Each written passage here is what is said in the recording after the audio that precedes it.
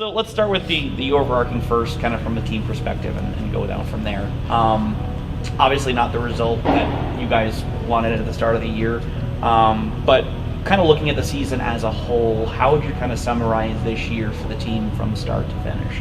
Yeah, it's kind of I'd say full season picture was pretty much the same. A lot of highs and lows, but it was a resilient group that always battled and never gave up.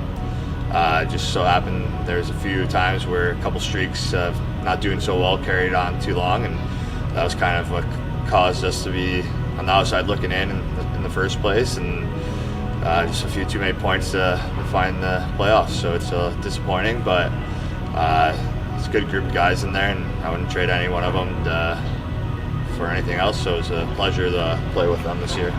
What do you think were some of the biggest differences when you look at this season compared to previous seasons, or even just kind of looking inward throughout the stretch run? Yeah, I didn't really think about this until kind of after the season was over, and not having the team play last year is kind of almost being a brand new team in the league. Not too many returning players, a lot of rookies. We were young, so we had a lot of kinks to work out as a group. But everybody was on board, and that's what made it so much fun to be a part of. So obviously I think going forward they'll probably have a little bit more of a veteran, older group that comes back after everybody playing a year. So that's exciting for everybody that's involved with Boise, and I think they can only get better and go up from here.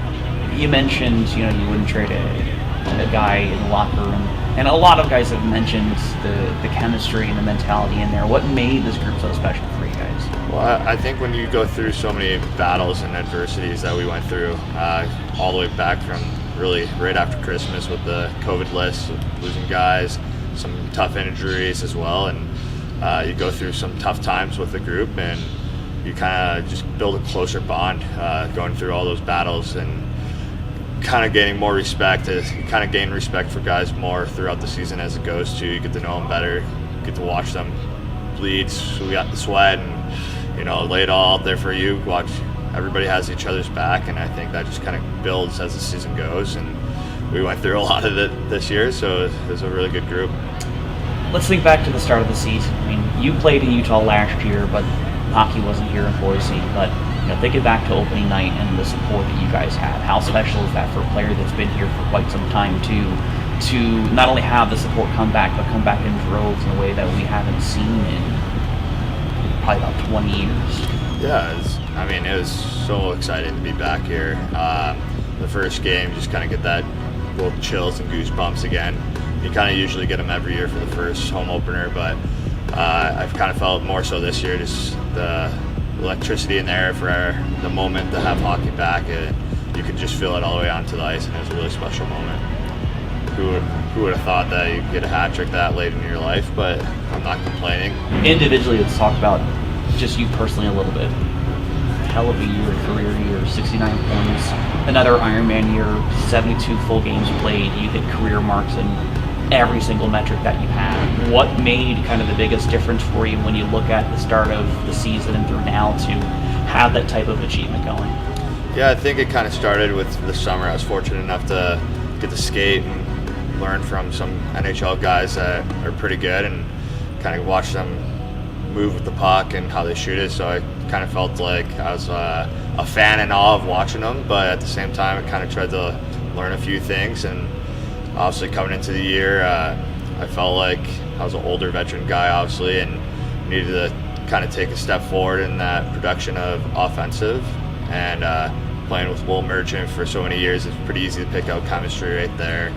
And we had a lot of good players, so obviously without any of my line mates or anybody that I played with, you don't have success. And some nights you got lucky bounces, some nights you don't, but at this point it's just always coming back and having the same mindset that it's a new game, fresh day, and I try to pass that on as well, because it makes it a lot more fun to come to the rink every day when you kind of forget what happened, regardless good or bad, the night before. And it's kind of been a new mindset after COVID. So, with your success this year individually, you're coming up into some big company, kind of in the scheme of Steelheads ECHL history. Do you think about that at all, and being part of some of the bigger names, guys like obviously your teammate Jefferson Dahl, but also Lance Galbraith, Daryl Hay, Scott Burt, Marty Flickle. Do you think about that, considering the length of time you spent here, plus also the individual accolades that you've been able to get over your years?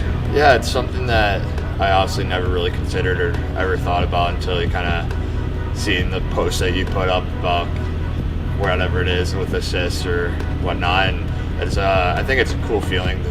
So many of those guys are such big names here and been big names for a long time. So it's really cool company. Obviously, getting to play with Jefferson as well, like being anywhere around him, it's always a pleasure. He's an awesome guy. Still living here too, and so it's fun to run into him and give him a hard time every now and then. But yeah, obviously it's a cool moment. It's something that you don't think about too much, but when you kind of get to think about it and time about it, you kind of enjoy it and appreciate that you're in a situation that you have that success. So you mentioned you don't think about that aspect at all. Do you think about kind of your legacy as a Steelhead with the 3 years being a captain and being able to help produce time and time again? Does that ever kind of creep in your mind, or has it started to at all?